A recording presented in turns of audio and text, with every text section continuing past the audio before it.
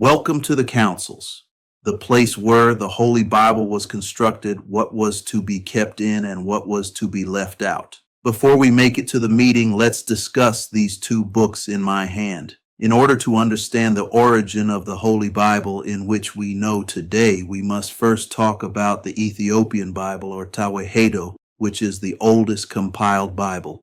What do I mean by compiled? The word Bible derived from the Greek word biblos, or bibla in its plural form, which means the books. Originally, all scripture was written on scrolls, each author writing what events they witnessed or was given from the divine. The Ethiopians compiled all the writings in what we know today as the Tawahedo. The Western world followed the same format in which we call the writing the Holy Bible. The Tawahedo Bible has the same books as the Holy Bible and same storylines, but has 12 more books, making a total of 81 books compared to the 66 books of the Holy Bible. If you have the complete version of the Tawahedo, it has 88 books. The question is why? We also see that throughout history, the Ethiopians went to great lengths to keep the entirety of all the books safe. Who were they keeping it safe from? We will get into that later. 1. Isolation and geography. Ethiopia's mountainous terrain helped insulate it from outside invasions and influence. This natural barrier protected the country's religious institutions, including monasteries and churches that preserved biblical manuscripts. Remote monasteries like Debre Damo or Abuna Yamata Gu are literally carved into cliffs or mountaintops, making them difficult to access, ideal for preserving sacred texts. 2. Unique language and script.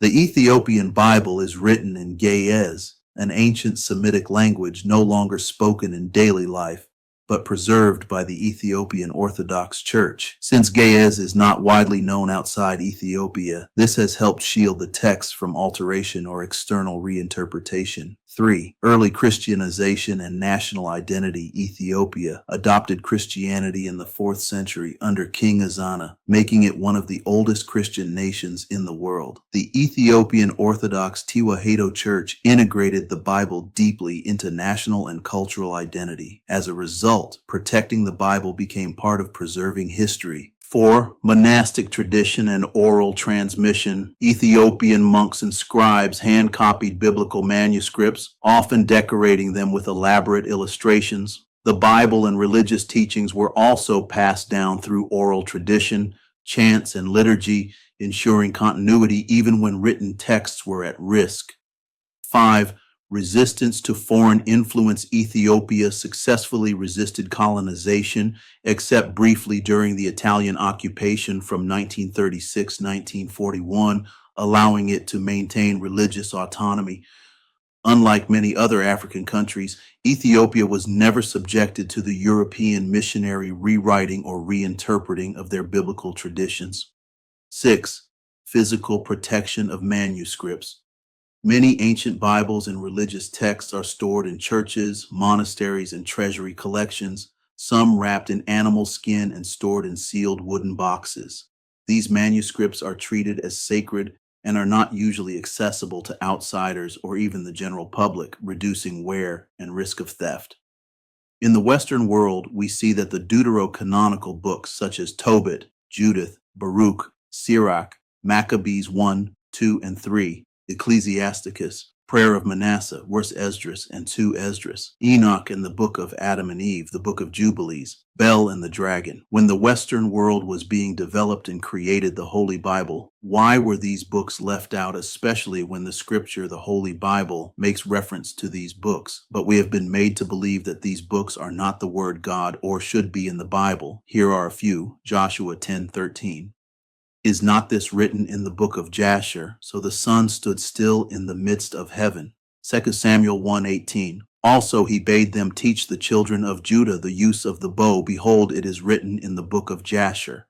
The book of Jasper was not added to the Bible. Numbers 21:14. Wherefore it is said in the book of the wars of the Lord what he did in the Red Sea and in the brooks of Arnon. The book of Arnon is known as the War of Lords. It was not added to the Holy Bible. 1 Kings 11:41, and the rest of the acts of Solomon and all that he did and his wisdom, are they not written in the book of the Acts of Solomon? The Acts of Solomon book was taken out of the Bible, 1 Chronicles 29:29. Now the acts of David the king, first and last, behold, they are written in the book of Samuel the seer, and in the book of Nathan the prophet, and in the book of Gad the seer. None of these books mentioned are in the Holy Bible. The question is, why would the councils of that time not allow these other books into the Holy Bible, but the books that they did keep references the other books? Was there an agenda? And the books that they did decide to keep did expose them and lead us to the roadmap of the truth? We are going to find out in the next video.